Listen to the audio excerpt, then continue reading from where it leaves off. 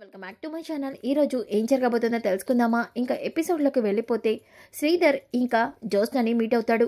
ఇక జ్యోత్స్న, ఏంటి మావయ్య నాతో ఏదో మాట్లాడాలని ఇక్కడికి రమ్మన్నావు? దేని గురించి? నీకు ఒక విషయం చెప్పడానికి పిలిచాను. ఏంటది? నువ్వు నాతో అడిగావు కదా, కార్తీక్ కూతురి ఆపరేషన్కి డబ్బులు ఎవరు కట్టుంటారు అని. ఆ ఇన్ఫర్మేషన్ గురించి నీకు చెప్దామనే పిలిచాను. అవునా? ఎవరు కట్టారు చెప్పు మావయ్య. అంత డబ్బు దీపకి ఎవరు హెల్ప్ చేశారు? ఇంకెవరు? నా భార్య కావేరి. ఏంటి కావేరీనా? స్వప్న వాళ్ళ అమ్మనా? అవును, నా పిల్లమే. అదేంటి బావ అలాగే అత్త తనని అంత అవమానిస్తే తను ఆపరేషన్కి డబ్బులు కట్టడం ఏంటి? నా భార్య ఒట్టి వెర్రిబాగులది కదా. మంచితనం బిల్డప్ల కోసం కార్తిక్ అలాగే కాంచన అక్క మంచిది అనిపించుకోవడం కోసం దాని ఫిక్స్డ్ డిపాజిట్ డబ్బులు తీసుకెళ్ళి వాళ్ళకు కట్టి వాదేదో ఘనకార్యం సాధించినట్టు బిల్డప్లు ఇస్తుంది. ఇంకొక విషయం చెప్పనా? ఏకంగా కాంచన అయితే కావేరికి థ్యాంక్స్ కూడా చెప్పడానికి ఇంటికి వచ్చింది. ఇంత జరిగిందా మావయ్య? మరి మీరు చూస్తూ ఊరుకున్నారా? ఈ చూస్తూ ఊరుకోకపోతే నేనేం చేస్తాను ఈ ఆడవాళ్ళ మధ్యలో? కానీ నీకు నేను ఇక్కడికి రమ్మని ఎందుకు చెప్పానో తెలుసా? ఎందుకు రమ్మన్నావు మావయ్య? నీకేదైనా ఇన్ఫర్మేషన్ తెలిసినప్పుడు ఫస్ట్ నాతోనే చెప్పు. ఎందుకంటే నాకు తెలియని ఇన్ఫర్మేషన్ కూడా నీకు బాగా తెలుస్తుంది. ఇలాంటప్పుడే కదా నేను ఆ కార్తిక్ గాడిని కాంచనని ఒక ఆట ఆడుకునేది. అంటే ఈ విషయం గురించి ఆల్రెడీ రచ్చరచ్చ చేశాను. ఆ ఫలితమే ఈరోజు కావేరి దగ్గరకు వచ్చి థ్యాంక్స్ చెప్పే వరకు వెళ్ళింది. అవునా? సరే మావయ్య, నేను వెళ్తున్నాను. కానీ మీకు ఇలాంటి ఇన్ఫర్మేషన్ ఏం తెలిసినా నాతో చెప్పండి మావయ్య. చెప్పాను కదా, నువ్వు నా కోడలివి. ఎప్పటికీ నువ్వు మాత్రమే నా కోడలివి. థ్యాంక్ యూ మావయ్య, నేను వెళ్తున్నాను చెప్పి జ్యోత్స్న ఇంకా అక్కడి నుంచి బయలుదేరుతూ తన మనసులో ఆలోచిస్తూ ఉంటుంది. దీపకి ఇంత త్వరగా ఎవరు అంత డబ్బు సహాయం చేశారో అనుకున్నాను. కానీ మావయ్య వాళ్ళ రెండవ భార్య హెల్ప్ చేసిందంటే నమ్మలేకపోతున్నాను. ఈ విషయంలో బావకి దీపకి మధ్య ఖచ్చితంగా ఏదో ఇష్యూ క్రియేట్ అయ్యే ఉంటుంది. కానీ ఆ దీప అంత తేలిగ్గా బావని తన గ్రిప్లోంచి వదలదు. వాళ్ళని ఎలా అయినా సరే ఈ అవకాశంతో దూరం చేయాలి. అవును అని మనసులో అనుకుంటుంది. ఇంకా ఉదయం అవుతుంది. ఉదయమైన తర్వాత కార్తీక్ అయితే ఇక దీప దగ్గరికి అలాగే కాంచన దగ్గరికి వస్తాడు. ఏంట్రా కార్తీక్, ఏదో మాట్లాడాలి, అందరినీ ఒకే చోట ఉండమని చెప్పావు. దేని గురించి? మమ్మీ, మీతో ఒక విషయం చెప్పడానికే పిలిపించాను. ఏంటా విషయం కార్తీక్ బాబు? దీపా, నేను రెస్టారెంట్ స్టార్ట్ చేద్దాం అనుకుంటున్నాను. కార్తీక్ బాబు, చాలా మంచి శుభవార్త చెప్పారు. మరి అంత డబ్బు ఎక్కడిదిరా కార్తీక్? నాకు తెలిసినవాడు నా సర్టిఫికేట్లతో ఒక బ్యాంక్లో లోన్ ఇప్పిస్తానన్నాడు మమ్మీ. దాని ద్వారా నేను రెస్టారెంట్ స్టార్ట్ చేద్దాం అనుకుంటున్నాను. చాలా మంచి వార్త చెప్పావురా. నువ్వు గనుక రెస్టారెంట్ స్టార్ట్ చేస్తే మొదటిగా సంతోషపడేది నేనే. దానికి కావాల్సినవన్నీ కూడా నేను ఏర్పాటు చేసుకున్నాను. సరేనా నాన్న? అంటే మనం కొత్త హోటల్ పెడుతున్నామా? అవును రౌడీ, మనం కొత్త హోటల్ పెడుతున్నాం. త్వరలోనే మనం కొత్త హోటల్ని ఓపెన్ చేస్తున్నాం అని వెనకాలనే అనసూయ, మనకి మంచి రోజులు వచ్చినాయి కార్తీక్ బాబు. అవును, నా కూతురి ఆరోగ్యం బాగుపడింది. ఇక నా ధ్యేయం ఒకటే, నేను అనుకున్నట్టు రెస్టారెంట్ పెట్టి బెస్ట్ రెస్టారెంట్ అవార్డుని గెలుచుకోవాలి అని చెప్పేసి కార్తీక్ అంటాడు. ఇక మనసులో దీప, కార్తీక్ బాబు అనుకున్నట్టుగా అన్నీ కూడా ముందుకు మంచిగా జరగాలి. తాతయ్య గారితో కార్తీక్ బాబు అన్న ఛాలెంజ్ని గెలవాలి. రెండు కుటుంబాలు దగ్గర అవ్వాలి అని దీప అనుకుంటుంది. ఇంకా ఒక పక్కన దాసు అయితే స్పృహలోకి వస్తూ అలాగే స్పృహ కోల్పోతూ ఉంటాడు. ఇక ఇదంతా కాసి డాక్టర్తో చెప్తాడు. ఇక డాక్టర్, చూడండి, పేషెంటు అలా అవుతున్నాడు అంటే ఖచ్చితంగా తనలో రికవరీ వస్తుంది. అది ఎప్పుడు ఎలాగా అనేది నేను చెప్పలేను. కానీ ఈ మెడిసిన్స్ అయితే మీరు కంటిన్యూగా వాడండి. ఖచ్చితంగా పేషెంట్ నార్మల్ పరిస్థితికి వస్తాడు. అలాగే ఆయన స్పృహలోకి వచ్చినప్పుడు ఏదైనా విషయంలో ఆయన టెన్షన్ పడటం, అలాగే ఆయన ఎక్కువ స్ట్రెస్ ఫీల్ అవటం అలాంటివి జరిగినప్పుడు ఆ టాపిక్ గురించి మీరు అతనితో ఎక్కువ డిస్కస్ చేయకపోవడమే మంచిది. అలా చేస్తే ఒక్కొక్కసారి ఆయన బ్రెడ్ కూడా డెడ్ అయ్యే అవకాశం ఉంది. ఏంటి డాక్టర్ అలా అంటున్నారు?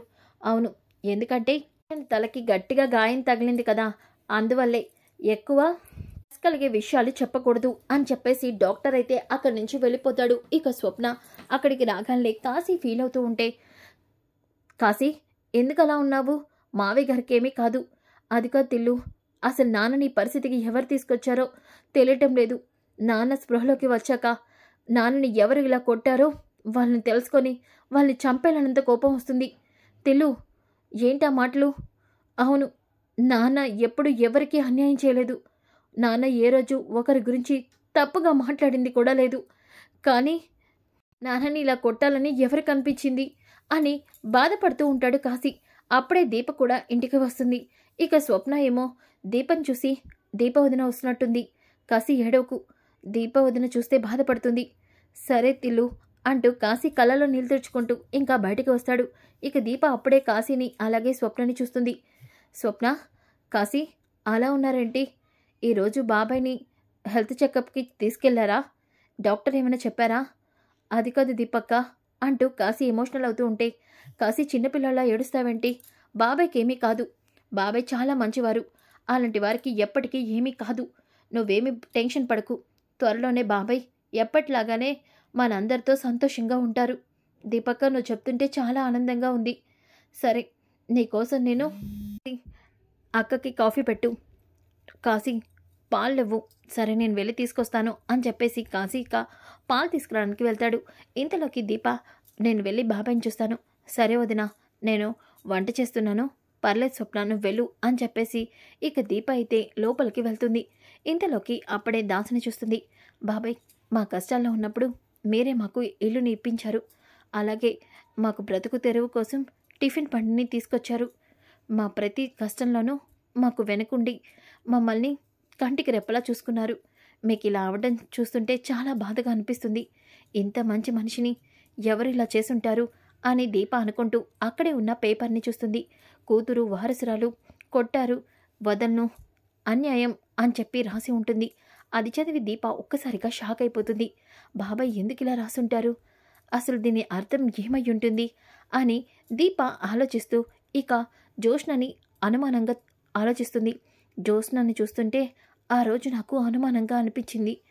ఈ పేపర్కి జ్యోత్స్నకి ఏదైనా సంబంధం ఉంటుందా అని దీప అనుకుంటూ ఉంటే ఒక్కసారిగా దాసు ఉలిక్కి పడి లేచి, వదిలిపెట్టను జ్యోత్స్న, నిన్ను వదిలిపెట్టను అని వెనకాలనే ఒక్కసారిగా దీప, బాబాయ్ బాబాయ్ మీకేమైంది బాబాయ్ అంటూ దీప ఇక దాసుని పిలుస్తూ ఉంటే దాసు ఒక్కసారిగా దీపని అలా చూస్తూ ఉంటాడు. అమ్మ దీప, దీప నువ్వు అమ్మా, దీప వారసురాలు వారసురాలు అని వెనకాలనే, బాబాయ్ ఏమైంది, ఏం జరిగింది, మీరెందుకు ఇలా అయిపోయారు చెప్పండి బాబాయ్, మీ తలపైన ఎవరు కొట్టారు, మీరు ఈ పరిస్థితిలో ఉండడానికి కారణం ఎవరు? ఇంకెవరు? జ్యోత్స్న, జ్యోత్స్నే నన్ను తలపైన కొట్టింది. ఏంటి బాబాయ్ మీరు అంటుంది? జ్యోత్స్న మిమ్మల్ని తలపైన కొట్టడం ఏంటి? ఎందుకంటే తన నిజ స్వరూపం వాళ్ళకి తెలిసిపోతుందని, తన గురించి తెలిస్తే శివనారాయణ మెడపట్టి బయటికి గంటేస్తాడని, తను ఎప్పటికీ ఆ ఇంట్లో ఉండలేదని, నన్ను చంపేయాలనుకుంది, నిజం బయట పెడతానని.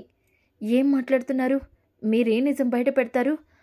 ఏ నిజం తెలిస్తే జ్యోత్స్నని తాతయ్య బయటికి గంటేస్తారు? ఏంటి బాబాయ్ ఏం మాట్లాడుతున్నారు? అమ్మ దీప, నువ్వు అనుకుంటున్నట్టు జ్యోత్స్న ఆ ఇంటి వారసురాలు కాదు, అలాగే నువ్వు అనాథవి అస్సలే కాదమ్మా అని వెనకాలనే దీప ఒక్కసారిగా షాక్ అవుతుంది. బాబాయ్ మీరేమంటున్నారు నాకు అర్థం కావట్లేదు. నేను అనాథని కాదంటున్నారేంటి? అసలు నా గురించి మీకేం తెలుసు? అమ్మ దీప, నీ గురించి నాకు అంతా తెలుసమ్మా. అలాగే నీకు తెలియని నిజం ఒకటి చెప్పాలి. నువ్వనుకున్నట్టు నువ్వు కుబేర్ కూతురివి, అనసూయ మేనకోడలివి కాదమ్మా. నువ్వు శివనారాయణ మనవరాలివి, దశరథ సుమిత్ర కూతురివి, ఆ ఇంటి ఏకైక కోట్ల ఆస్తికి వారసురాలివమ్మా. బాబాయ్ మీరు చెప్తుంది నాకు ఆశ్చర్యంగా అనిపిస్తుంది. జ్యోత్స్న కదా సుమిత్రమ్మ కూతురు? కాదమ్మా, జ్యోత్స్న నా కన్న కూతురు. అవునమ్మా, మా అమ్మ పారిజాతం రెండో పెళ్లి చేసుకొని శివనారాయణ కుటుంబంలో అడుగుపెట్టింది.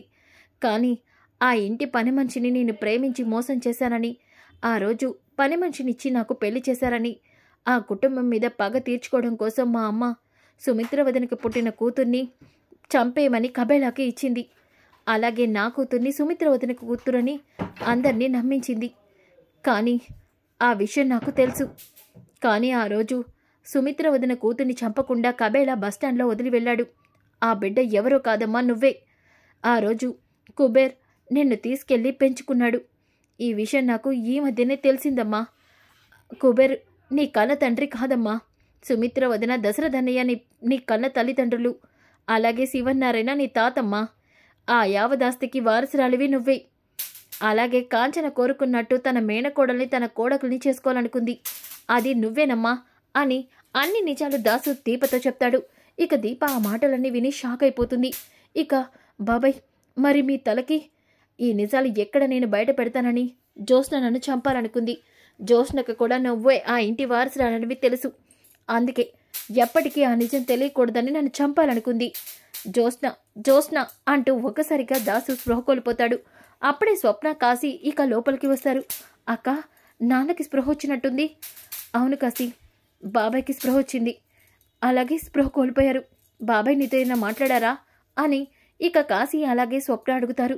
ఇక దీప మాత్రం ఆ మాటలన్నీ విని షాక్ అయిపోతుంది కదా. ఏం లేదు కాశీ, నేను అర్జెంటుగా వెళ్ళాలి అంటూ దీప ఇక అక్కడి నుంచి వెళ్తూ ఒక్కసారిగా జరిగినవన్నీ గుర్తు తెచ్చుకుంటుంది. నిజంగానే నేను సుమిత్రమ్మ కూతుర్నా? అంటే నా తల్లిదండ్రులు బతికే ఉన్నారా? మా అమ్మ నాన్న అని ఒక్కసారిగా దీప చాలా సంతోషపడుతూ ఉంటే అప్పుడే జ్యోత్స్న ఇక అడ్డుగా వస్తుంది. కార్తీకి జ్యోత్స్న, ఏయ్ ఏంటి, రోడ్డు మీద కారు వస్తుందో లేదో కూడా చూసుకోకుండా కళ్ళు నెత్తిన పెట్టుకొని తిరుగుతున్నావా? అయినా నీలాంటి అనామకులకి కారులో వచ్చేవాళ్ళంటే నీకు చాలా చులకన కదా అని అనగానే, జ్యోత్స్న, నువ్వు నిజం చెప్పు. నీ ఊహలో కూడా ఇలాంటి కారు నువ్వు ఎక్కగలవా? ఇలాంటి కారు నువ్వు కొనగలవా? ఆ విషయం అడగాల్సింది నేను. నీ జన్మలో నువ్వు ఇలాంటి కారు ఎక్కలేవు. అవును దీపా, ఏం మాట్లాడుతున్నావు? కోట్ల ఆస్తికి నేను వారసురాల్ని. ఏ రకంగా చెప్పు, నువ్వు ఏ రకంగా కోట్ల ఆస్తికి వారసురాలివి? సుమిత్రమ్మ అసలైన కూతురువి నువ్వా? శివనారాయణ గారి మనవరాలివి నువ్వా? చెప్పు జ్యోత్స్న అని వెనకాలని, ఏంటి దీప అన్ని నిజాలు తెలిసినట్టే మాట్లాడుతుంది అని టెన్షన్ పడుతూ ఉంటే ఇక దీప, నీ ముఖంలో అనుమానం, నీ కళ్ళల్లో భయం చూస్తుంటేనే అర్థమవుతుంది నేను చెప్పింది అక్షరాల నిజమని. చూడు, నాకన్ని నిజాలు దాసుబాబాయ్ చెప్పాడు. నువ్వు దాసుబాబాయ్ కూతురివి, కాశీ అక్కవని అంతా నాకు తెలిసిపోయింది. అంటే ఎస్, తాతయ్య మనవరాల్ని నేను అని, నువ్వు అనుభవిస్తున్న ఆస్తి మొత్తం నాది అని నాకు తెలిసిపోయింది. ఏంటి దీపా, ఇప్పుడు ఈ విషయాలన్నీ నువ్వు తాతతో చెప్తే అందరూ నీ మాట నమ్మేస్తారనుకుంటున్నావా? చూడు, ఈ విషయాలన్నీ నేను తాతతోనో సుమిత్రమ్మతోనో చెప్పడం కాదు, నీ అంతట నువ్వే నేనే ఆ ఇంటి వారసురాలని, ఆ ఇంటి కూతురని నీ నోటితో నువ్వు చెప్పేలా చేస్తాను. నీ అంతట నువ్వే క్షమాపణ చెప్పి నా ఇంటిని వదిలి వెళ్ళేలా చేస్తాను. కన్న తండ్రిని చంపడానికి కూడా ప్రయత్నించిన నిన్ను ఉరికంబానికి ఎక్కిస్తాను అంటూ దీప జ్యోత్స్నకి మంచి ఛాలెంజ్ని అయితే విసురుతుంది. సో ఫ్రెండ్స్, కమింగ్ ఎపిసోడ్స్ చాలా ఇంట్రెస్టింగ్గా ఉంటాయి. Don't miss. ఈ వీడియో నచ్చితే తప్పకుండా లైక్ చేసి షేర్ చేయండి. Thanks for watching. Welcome back to my channel. ఈరోజు ఏం జరగబోతుంది?